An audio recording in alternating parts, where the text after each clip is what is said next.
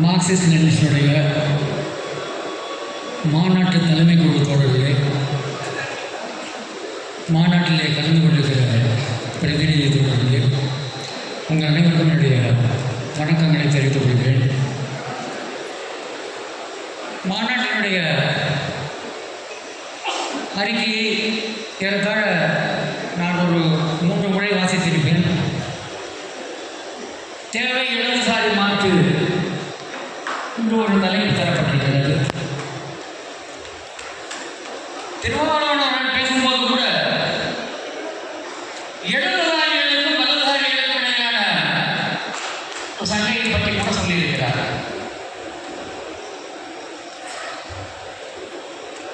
உலக வரலாற்றில் சில முக்கியமான தருணங்கள் இருந்திருக்கின்றன. 1917 அப்போது இடது திசையில் ரஷ்யா திரும்பியது. சோஷலிச சோவியத் யூனியன் உருவானது. அதுக்கு பிறகு ஒரு மிகப்பெரிய முதலாளித்துவ பொருளாதார நெருக்கடி. இந்த நெருக்கடி வந்த பிறகு உலகம் இடது திசையில் திரும்புமா வலது திசையில் திரும்புமா? முன்னே நின்ற கேள்வி. சீனம் சிவந்தது, வியட்நாம் வந்தது. உலக புவிப்பரப்பில் கணிதமான பகுதிகள் இடதுசாரி இடத்தில் வெற்றி பெற்றது. ஆனால் அதே நேரத்தில் பாசிசமும் வந்தது. ஒரு வலது திசையிலிருந்து தீர்வு. முதலாளித்துவ நெருக்கடி, அந்த நெருக்கடிக்கு வலது திசையிலிருந்து தீர்வு. அந்த தீர்வு பாசிசம், நாசிசம் என்று அமைந்தது. இந்தியாவில் பாசிச ஆபத்து பற்றி பேசும்போது திபக்கர் கூட நேற்று பேசியதாக கேட்டறிந்தேன். ஏதோ பாசிச ஆபத்து தமிழ்நாடு தாண்டி இருக்கிறது, வடவேங்கடம் தாண்டி இருக்கிறது, அது வடவேங்கடம் தாண்டி தென்குமரி வரை வரவில்லை என்பது போல் எண்ணிவிட வேண்டாம். தமிழ்நாட்டில் இப்போது இங்கு இன்று பாரதிய ஜனதா கட்சியினுடைய ஆபத்து இருக்கிறது என்று தெரிவித்தார்கள். மிக சரியான கருத்துதான். ஆனால் பாசிசம் ஜெர்மனியிலே ஏகப்பெரும்பான்மையான மக்களை தன்னுடைய கட்டுப்பாட்டில் வைத்திருந்தது. இதையும் நாம் நினைவில் வைத்துக் கொள்ள வேண்டும். ஜெர்மனியிலே ஹிட்லர் ஆண்டபோது தொழில்துறையில் ஐரோப்பாவில் எங்கும் இல்லாத வளர்ச்சி இருந்தது. ஜெர்மனியிலே ஹிட்லர் ஆண்டபோது அறிவியல் துறையில் ஐரோப்பாவிலேயே மிகப்பெரிய சாதனைகளை ஜெர்மனி நிகழ்த்தி கொண்டிருந்தது. ஜெர்மனியிலே ஹிட்லர் ஆளும்போது அங்கே விவசாயத்திலும் ஒரு மிகப்பெரிய முன்னேற்றம் இருந்தது. ஆனால் இந்தியாவிலே நாம் ஒன்றை நினைவில் வைத்துக் கொள்ள வேண்டும். மோடியின் ஆட்சி ஒரு படுதோல்வி. மோடி, பாரதிய ஜனதா கட்சி, சங் பரிவார் வாக்குகளை திருடுகிறது, தேர்தல்களை திருடுகிறது, ஆட்சிகளை திருடுகிறது, நிறுவனங்களை எல்லாம் அழித்தொழிகிறது. இங்கே பாரதிய ஜனதா கட்சி எந்த விதத்திலும் எந்த முனையிலுமே வெற்றி பெற்றிடாத ஒரு நிலையில் பீகார் தேர்தல் வந்தது. நானே அவரோடு காத்து கிடந்தது பீகார் தேர்தலிலே ஒரு மாற்றம் வரும் என்று.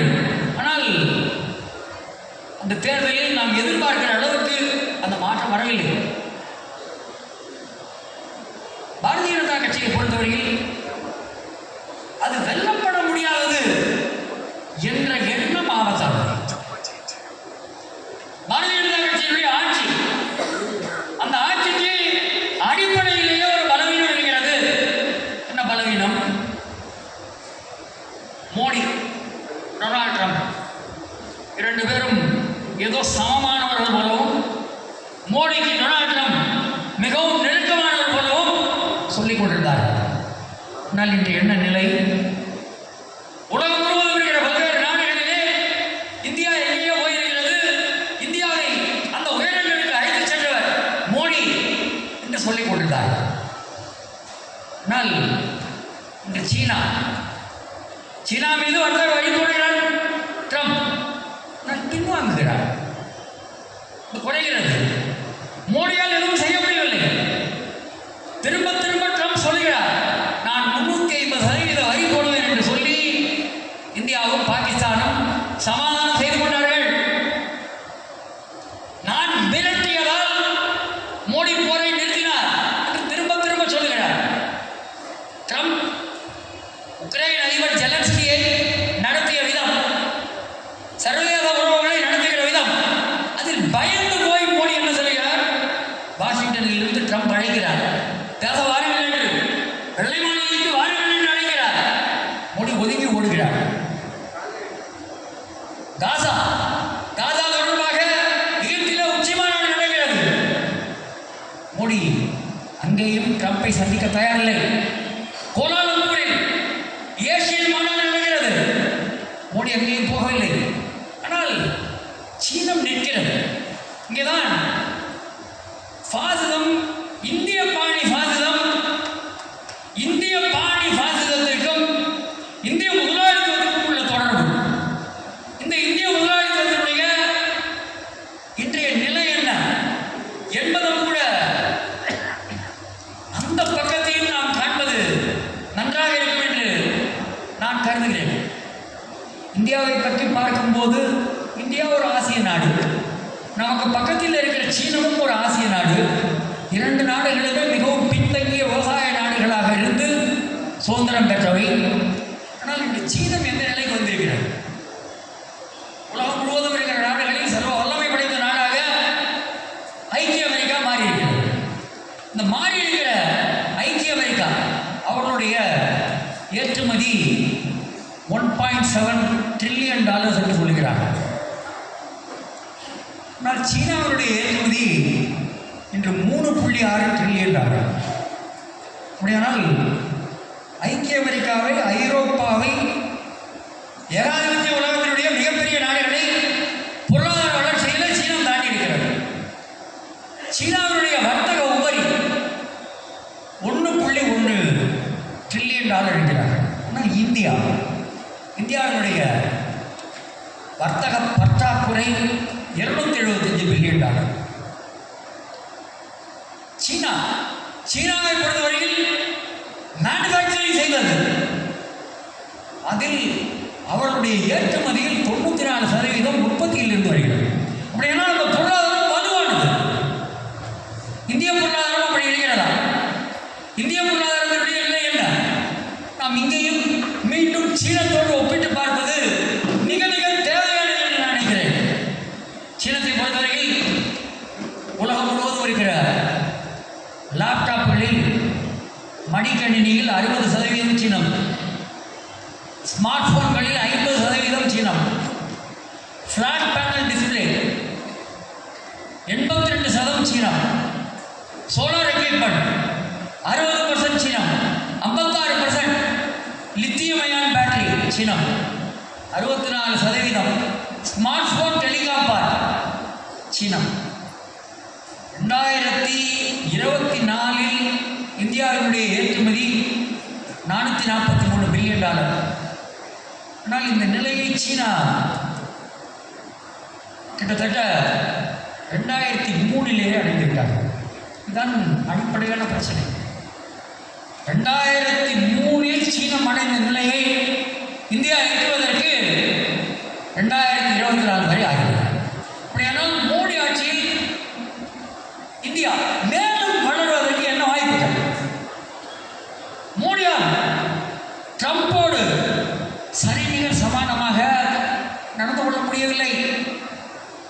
ட்ரம்ப் இந்த மிகப்பெரிய நாட்டை, நம்முடைய அருமை தாய்நாட்டை, 130 கோடி பேர் இருக்கிற இந்த நாட்டை, எல்லா வளங்களும் இருக்கிற இந்த நாட்டை, பாரம்பரியம் இருக்கிற இந்த நாட்டை சிறுமைப்படுத்துகிறார், கேவலப்படுத்துகிறார். ஆனால் எதிர்த்து நின்று எழுந்து நிற்க மோடியால் முடிகிறது. சத்தம் இல்லாமல் சீனம் நிற்கிறது. சீனம் தன்னுடைய பொருளாதார வல்லமையின் மூலமாக ஐக்கிய அமெரிக்காவோடு பேசுகிறது. தன்னுடைய பொருளாதார வல்லமையின் மூலமாக சீனத்தினுடைய பொருளாதார வல்லமைக்கும் சீனத்தினுடைய அரசியலுக்கும் நெருங்கிய தொடர்பு இருக்கிறது. இந்தியாவை பொறுத்தவரையில் நாம் காண வேண்டியது அடக்குமுறை அடக்குமுறையும் ஒடுக்குமுறையும் அநீதிகளும் மேலோங்கி இருக்கிற பாரதிய ஜனதா கட்சி ஆட்சியிலே இந்திய விவசாயம் அடிவாங்கி இருக்கிறது. இந்திய விவசாயம் மிகவும் பின்தங்கி இருக்கிறது. இந்தியாவில் இருக்கிற தொழில்துறை அது மேலே செல்வதாக தெரியவில்லை. மேனுஃபேக்சரிங்கில் எந்த பெரிய முன்னேற்றமும் ஏற்பட்டதாக தெரியவில்லை. பாரதிய ஜனதா கட்சியை பொறுத்தவரையில் அவர்கள் தந்திரங்களின் மூலமாக மீண்டும் மீண்டும் வெற்றி பெறுவது என்பது ஏதோ சாஸ்வதமானதல்ல. மோடி அமித்ஷா இரட்டையர் இந்திய வரலாற்றிலேயே தேர்தல்களை வெல்வது மிகப்பெரிய சாணக்கியர்கள் நிரூபித்திருக்கிறார்கள். அவர்களை பொறுத்தவரையில் நேரடியான சண்டைகளின் மூலமாக, நேரடியான கருத்து போராட்டங்களின் மூலமாக, நேரடியான அரசியல் விவாதங்களின் மூலமாக ஃப்ரீ காம்படிஷன் என்று சொல்வார்களே, அதுபோல் கருத்துலகில், சிந்தனை உலகில் ஒரு சுதந்திரமான போட்டியின் மூலமாக வெற்றி பெறுவதற்கு தகுதி இல்லாதது பாரதிய ஜனதா கட்சியை பொறுத்தவரையில். இந்திய பொருளாதாரம் அவர்கள் தலைமையிலே இவ்வளவு ஆண்டுகளாக அது மேலே போகவில்லை. நிச்சயமாக உலகம் முழுவதும் ஒன்று நடந்து கொண்டிருக்கிறது. புதிய தலைமுறையினர் பங்களாதேஷில் போராடுகிறார்கள், நேபாளத்தில் போராடுகிறார்கள், வேறு வேறு நாடுகளில் போராடுகிறார்கள். இது அஸ்பிரேஷனல் என்று சொல்கிறார்கள். அதாவது மேல் நோக்கி முன்னேற வேண்டும். கையிலே, கை முனையிலே, விரல் நுனியிலே உலகை காண்கிற வாய்ப்பு இருக்கும் போது, உலகம் முழுவதும் ஏற்படுகிற பிரம்மாண்டமான வளர்ச்சி காண வாய்ப்பு இருக்கும் போது, அந்த புதிய தலைமுறை, அந்த இளைய தலைமுறை அந்த வளர்ச்சியினுடைய, அந்த முன்னேற்றத்தினுடைய பயன்கள் தம் கைகளுக்கு கிடைக்க வேண்டும் என்று எண்ணுகிறது, என்று நிலைப்படுகிறது. அதை வழங்க முடியுமா? நிச்சயமாக இப்போதைய ஆட்சியாளர்களால் அந்த வாய்ப்புகளை இந்தியாவில் இருக்கிற இளைய தலைமுறைக்கு வழங்க முடியாது. அப்படி வழங்க முடியாது என்பது மோடி ஆட்சி நாடு முழுவதும் மிகப்பெரிய எதிர்ப்பை சந்தித்தாக வேண்டிய கட்டாயம் இருக்கிறது. நான் இது மோடி ஆட்சியினுடைய ஆபத்து அல்லது மோடி பாரதிய ஜனதா கட்சி இந்தியாவை பாசிசத்தினுடைய ஆபத்தை குறைத்து மதிப்பிடுவதற்காக சொல்லவில்லை. இந்த பாசிசத்தை, இந்திய பாணி பாசிசத்தை முறியடிக்க முடியும், இந்திய நாட்டு மக்களால் முறியடிக்க முடியும். ஆனால் நாம் வேறு முறையில் நினைத்து பார்க்க வேண்டியிருக்கிறது. காங்கிரஸ் ஆட்சி செய்ய தவறிய விஷயங்கள், காங்கிரஸ் ஆட்சி செய்த தவறுகள், அதனால் தான் பாரதிய ஜனதா கட்சி வந்தது. உலகம் முழுவதும் நவதாரணவாத பொருளாதாரம் தோல்வியுற்றது. அதன் விளைவாகத்தான் ட்ரம்ப் வருகிறார். அதன் விளைவாகத்தான் பிரான்சிலே ஒரு தீவிரவாததாரிகள் வருகிறார்கள், இங்கிலாந்திலே தீவிரவாததாரிகள் வருகிறார்கள், ஜெர்மனியிலே தீவிரவாததாரிகள் வருகிறார்கள். இந்தியாவிலும் இந்த பொருளாதார நெருக்கடி தீவிரமடையும் போது நாட்டு மக்களுடைய தேவைகளை நிறைவேற்றுவதற்கு ஆளுகிற அந்த ஆட்சி முறையால் அது தகுதி இழக்கும் போது அங்கேதான் மோடி போன்றவர்கள் இன்று வந்திருக்கிறார். எது அவர்களுக்கு இன்று பலமாக இருக்கிறதோ அதுவே அவர்களுடைய பலவீனமாக மாறும். தமிழ்நாட்டை பொறுத்தவரை வலதுசாரி ஆபத்து திருப்பரங்குன்றத்தில் நன்றாக தெரிந்தது. இந்த முறையை விட சென்ற முறை உடனடியாக அவர்களால் ஒரு பெரிய கூட்டத்தை கூட்ட முடிந்தது. இந்த வலதுசாரி ஆபத்து இதை எப்படி எதிர்கொள்ளும்? இங்கேதான் ஒரு சிக்கல் வருகிறது. தமிழ்நாட்டை பொறுத்தவரையில் திராவிட முன்னேற்ற கழகம் ஆளும் கட்சியாக இருக்கிறது. ஒன்றிய அரசாங்கத்திலே பாரதிய ஜனதா கட்சி இருக்கிறது. தமிழ்நாட்டை பொறுத்தவரையில் ஒரு விஷயம் சரிதான், அதிமுகவை அரவணைத்து நாசமாக்க பார்க்கிறார்கள். திராவிட முன்னேற்ற கழகத்தை அடித்து மிரட்டி அடக்க பார்க்கிறார்கள். இப்படி ஒரு அணுகுமுறையை பாரதிய ஜனதா கட்சி எடுக்கிறது. ஆனால் தமிழ்நாட்டை பொறுத்தவரையில், நம்மை பொறுத்தவரையில் வலதுசாரி ஆபத்திற்கு இடதுசாரி முறிவு மருந்து தேவை. வலதுசாரி நஞ்சுக்கு இடதுசாரி முறிவு மருந்து தேவை. திராவிட முன்னேற்ற கழகம் இங்கே மாநிலத்தில் ஆட்சி நடத்திக் கொண்டிருக்கிறார். ஒரு விஷயம் நிச்சயமாக இந்தியா முழுவதும் ஒன்றிய அரசாங்கத்தை எதிர்ப்பது திராவிட முன்னேற்ற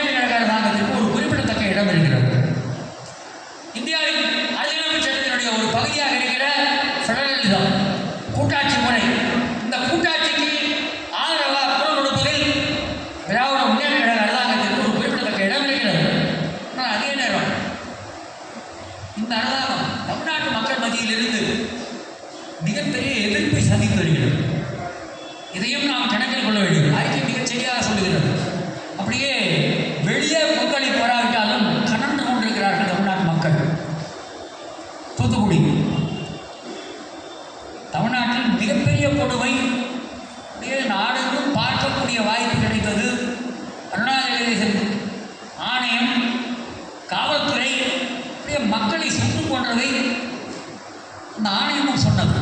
ஆனால் இன்று வரை திமுக அரசு அவர்களின் ஒருவர் மீது கூட வழங்கப்படவில்லை. அவர்களுக்கு பதவி உயர்வு வந்திருக்கிறார்கள். தமிழ்நாட்டில் இப்போதைய ஆட்சியில் மிகப்பெரிய மோதல் படுகொலைகளும் காவல் சித்திரவதைகளும் பெருகிக் கொண்டிருக்கின்றன. ஜனநாயக உரிமைகளுக்கு மிகப்பெரிய ஆபத்து இருக்கிறது. தமிழ்நாடு முழுவதும் இதுவரையில் இல்லாத அளவுக்கு ஒப்பந்தமயம், தொகுப்பூதியம், உழைக்கிற மக்கள் மீது, ஏழை எளிய மக்கள் மீது மிகப்பெரிய தாக்குதல். தமிழ்நாட்டுடைய கிராமப்புறங்கள், தமிழ்நாட்டுடைய விவசாய நெருக்கடி தீவிரமடைந்திருக்கிறது. கடன் சுமை வாட்டி வதைக்கிறது. திமுக ஆதரவு, திமுக சார்பு, ஆதரவு என்ற வார்த்தையை விட திமுக சார்பு கருத்தியலாளர்கள் கூட என்ன சொல்கிறார்கள் என்றால், திராவிட மாடல் என்று எழுதிய அந்த நூலினுடைய அவரும் சேர்ந்து எழுதிய கலையரசன் உட்பட என்ன சொல்கிறார் என்றால், திமுக அரசு தமிழ்நாட்டை பொறுத்தவரையில், கிராமப்புற விவசாயத்தை பொறுத்தவரையில் 23, 24, 24, 25 நெகட்டிவ் குரோத், எதிர்மறையான வளர்ச்சி, அப்படியான ஒரு மிகப்பெரிய சரிவு நடந்து கொண்டிருக்கிறது என்று சொல்கிறார். இங்கே பொது சுகாதாரம், கல்வி மேல்நிலையில் இருந்தாலும் என்ன வேலைகள் உருவாகின்றன, என்ன வருமானம் கிடைக்கிறது என்று பார்க்கும்போது அது மிகப்பெரிய நெருக்கடியாக மாறியிருக்கிறது. இந்த திராவிட மாடல் அரசு என்று அவர்கள் முன்வைப்பது இந்த அறிக்கை மிக சரியாக சொல்கிறது. ஒன்றிய அரசை எதிர்ப்பது, சில நல நடவடிக்கைகளில் இறங்குவது, இதை தாண்டி சாமானிய மக்களுக்கு என்ன வழங்குகிறார்? இங்கேதான் பாரதிய ஜனதா கட்சி தலையெடுப்பதற்கான களம் வருகிறது. இங்கேதான் அதிமுக அல்லது புதிதாக பிறந்திருக்கிற கட்சிகள் தமிழக வெற்றி கழகத்தை ஒரு கட்சியாக நாம் அணுகுவது எப்போதுமே நல்லது. திரைப்படத்துறையில் இருப்பவர்களிருந்து யாரும் கட்சி ஆரம்பிக்கலாம், ஜனநாயகத்தில் இருக்கிற விஷயம். அது ஒரு கட்சி. இந்த கட்சி என்றது தமிழ்நாட்டில் இருக்கிற வேறு எந்த கட்சியுமே இடது திசையிலிருந்து எந்த எதிர்ப்பையும் கட்டமைப்பது போல் தெரியவில்லை. விவசாய நெருக்கடி, கடன் சுமை, தொழிலாளர் உரிமைகள், ஜனநாயக உரிமைகள், ஆதிக்க கொலைகள், தீண்டாமை குற்றங்கள், சிறுபான்மையினர் மீதான தாக்குதல்கள், இந்த அடிப்படையான பிரச்சனைகளில் இடதுசாரி எதிர்ப்பை கட்டமைப்பது ஒரு மிகப்பெரிய தேவையாகவும் அவசியமாகவும் மாறிவிட்டது. நிச்சயமாக பிஜேபி ஆபத்து என்று வரும்போது, ஒன்றிய அரசினுடைய தாக்குதல் என்று வரும்போது நாம் ஒரு அணுகுமுறை எடுக்கிறோம். அது மிக மிக சரியானது, மிக மிக தேவையானது. பாரதிய ஜனதா கட்சியினுடைய ஆபத்து தமிழ்நாட்டில் எப்போதை விட இப்போது அதிகமாக மாறியிருக்கிறது என்பது மிக சரியான கணிப்புதான். ஆனால் தமிழ்நாட்டில் நமக்கு நாம் மரியாதை மத்தியே பணியாற்றுகிறோம், செங்கொடை பிடிக்கிறோம், உழைக்கிற தொழிலாளிக்காக, ஏழை எளிய மக்களுக்காக, நாட்டுப்புற நகர்ப்புற ஏழைகளுக்காக பாடுபடுகிறோம். அப்படியானால் இங்கே யார் மிகப்பெரிய எம்ப்ளாயர்? தமிழ்நாட்டில் மிகப்பெரிய எம்ப்ளாயர் மாநிலம் தான். எம்ப்ளாயர் எப்படி இருக்கக்கூடாதோ அது ஒரு மாடல் எம்ப்ளாயர் திமுக. திண்ணிப்பணியாளர் விஷயத்தில் என்ன செய்கிறார்கள்? திண்ணிப்பணியாளர் விஷயத்தில் திட்டவட்டமாக செல்கிறார்கள். கொள்கை முடிவு என்ன? தனியார் மயம். தமிழ்நாட்டில் உங்களோடு இந்த தகவலை பரிமாறிக்கொள்ள வேண்டும். சிவில் சப்ளை கார்பரேஷனுக்கு ஒரு வழக்கறிஞர் போடுவார்கள், எலக்ட்ரிசிட்டி போடுறது ஒரு வழக்கறிஞர் போடுவார்கள், வாட்டர் சப்ளை ட்ரைனேஜ் போடுறது ஒரு வழக்கறிஞர் போடுவார்கள். யாரை போடுவார்கள் என்றால் அட்வொகேட் ஜெனரல் போக அடிஷனல் அட்வொகேட் ஜெனரல் என்று போடுவார்கள். ஆனால் திமுக ஆட்சி என்ன செய்கிறது என்றால், தனியார் பெரும்பாலான ஆணைய வழக்கறிஞர்களை தான் தேடி பிடித்து வழக்கறிஞராக அமைப்பது கூட மிகப்பெரிய மேனேஜ்மெண்ட் பற்றி என்று அறிவிப்பவர்கள் அமைக்கிறார்கள்.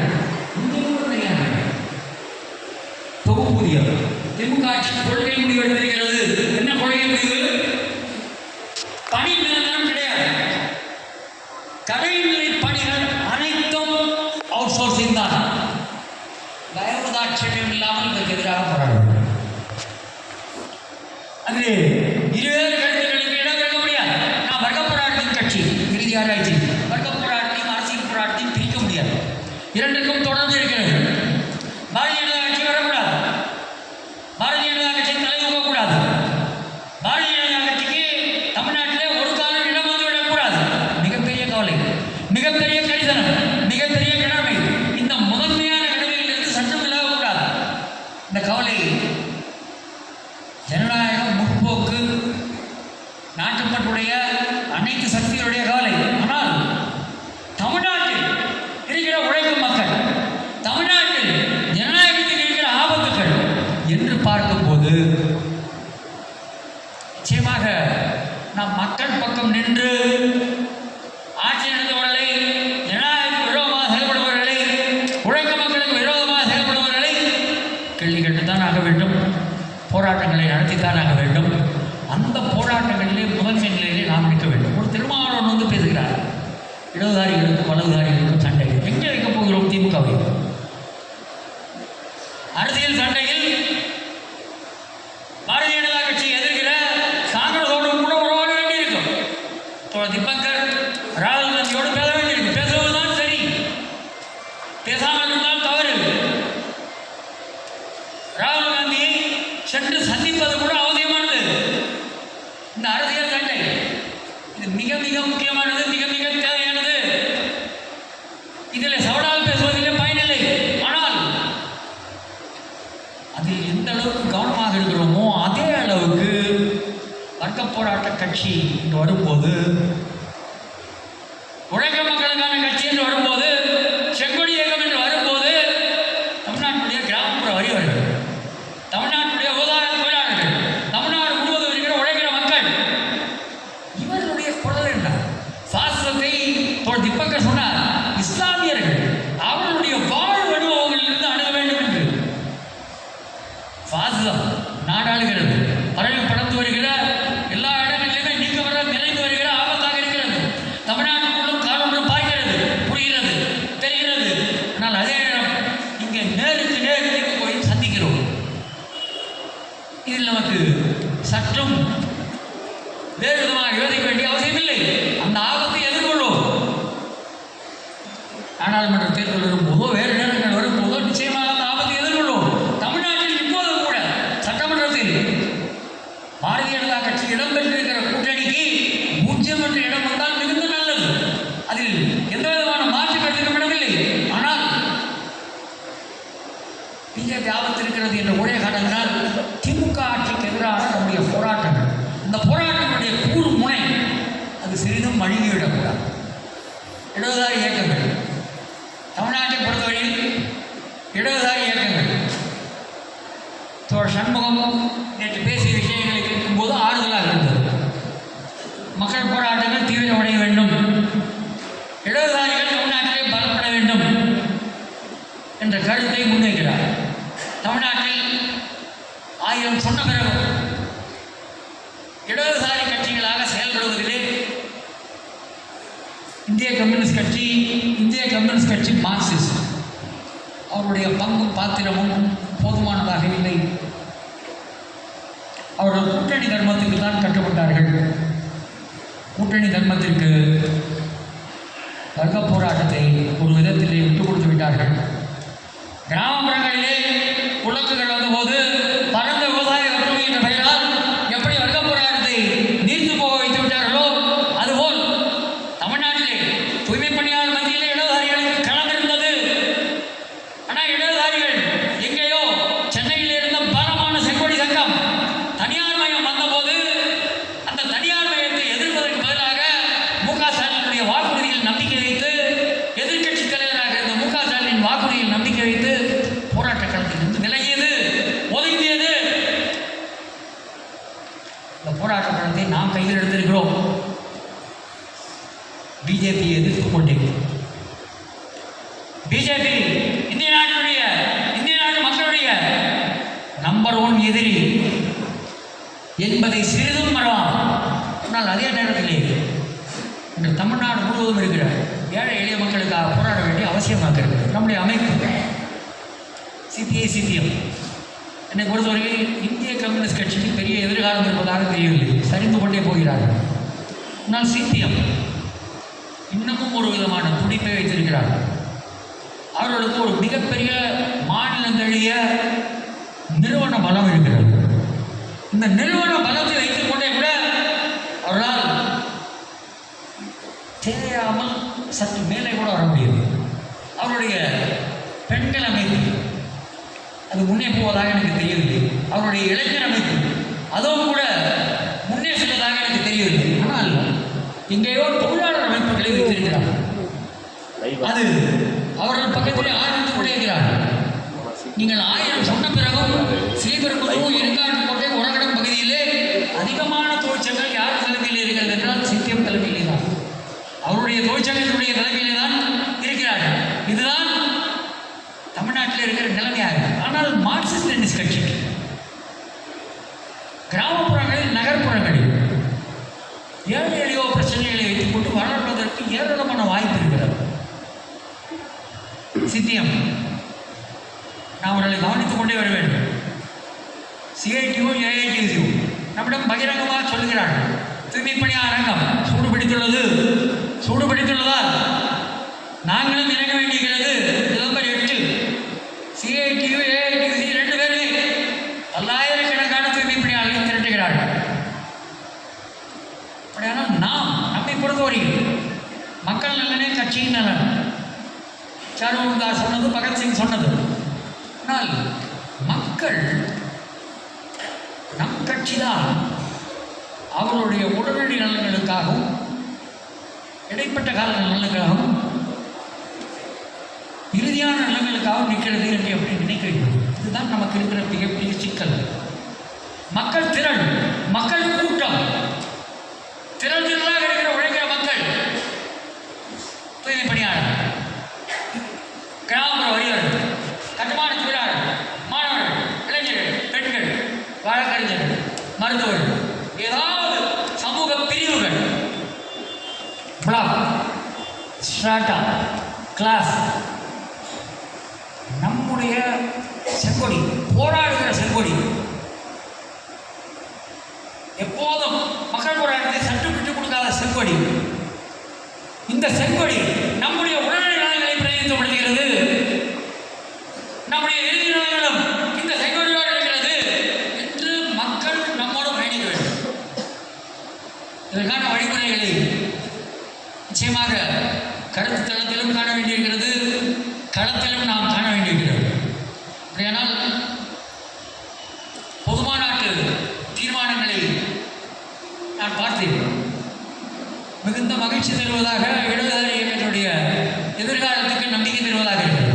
மாநாட்டு அறிக்கை, இந்த மாநாட்டு அறிக்கை முன்வைக்கிற இலக்குகள், முன்வைக்கிற கடமைகள் மிகுந்த நம்பிக்கை தருகின்றன. ஆனால் ஒரு மிகப்பெரிய சவாலை சந்திக்கிறோம். இந்த கடமைகளை தொடர்ந்து வலியுறுத்தி வருகிறோம், எட்டுவதிலே சங்கடங்கள் இருக்கின்றன. அப்படியானால் இந்த இடைவெளி, அதனை போக்குவது எப்படி?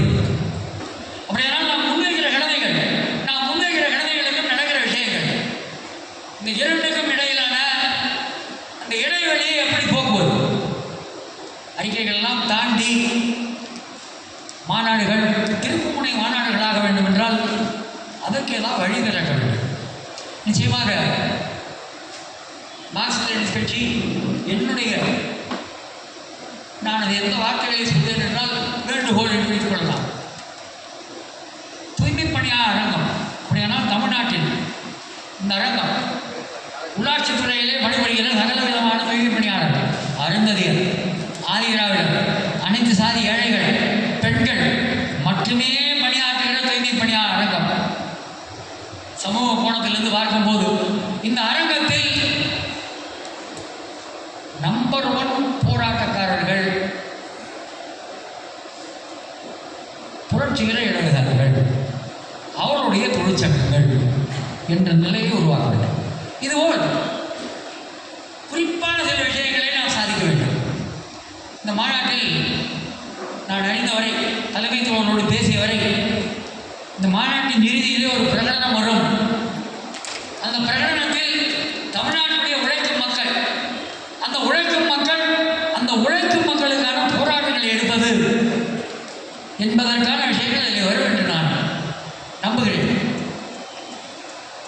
விஷயங்களை இறுதியாக சொல்லி முடிக்கலாம் என்று நினைக்கிறேன். ஒன்று, போராட்டம். சில சமயங்களில் போராட்டமே இயக்கமாக மாறும்.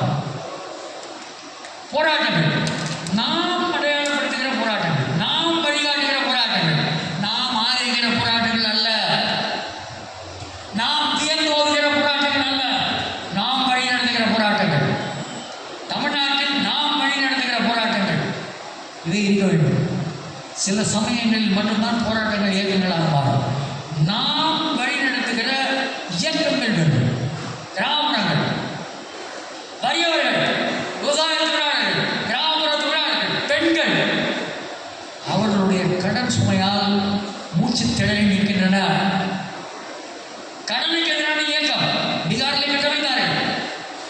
பீகாரிலே கடனுக்கு எதிராக பெண்கள் மீதான கடன் சுமை, கிராமப்புற வறிய பெண்கள் மீதான கடன் சுமை, அதை எதிர்த்து போராடுவதிலே மார்க்சிஸ்ட் லெனின் கட்சி முன்னணி பங்காற்றியது.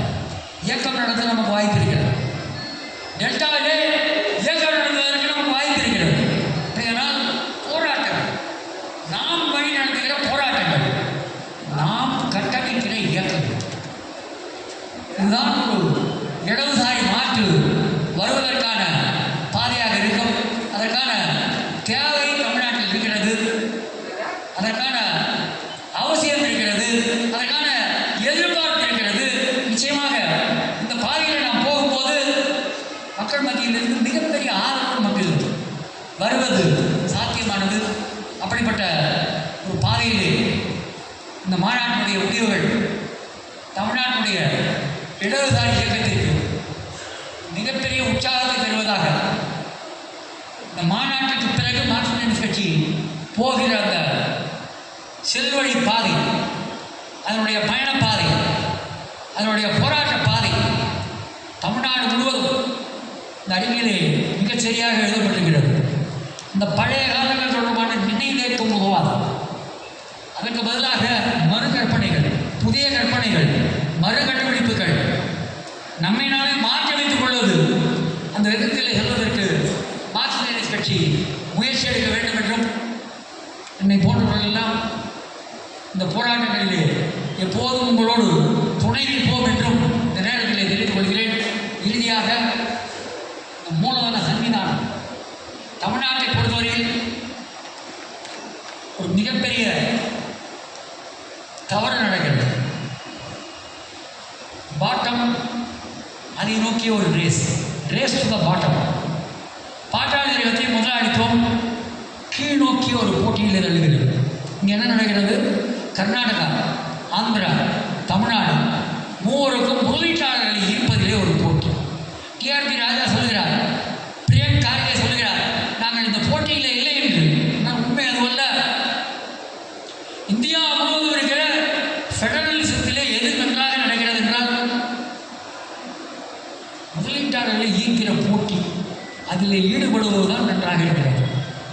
அனைவருமே நிலம் தருகிறேன், மலிவு விலையில் தருகிறேன், மின்சாரம் தருகிறேன், இலவசமாக தருகிறேன், வசதிகள் செய்து தருகிறேன், பணத்தை முதலீடு செய்தவர்களுக்கு எல்லாம் தருகிறேன்.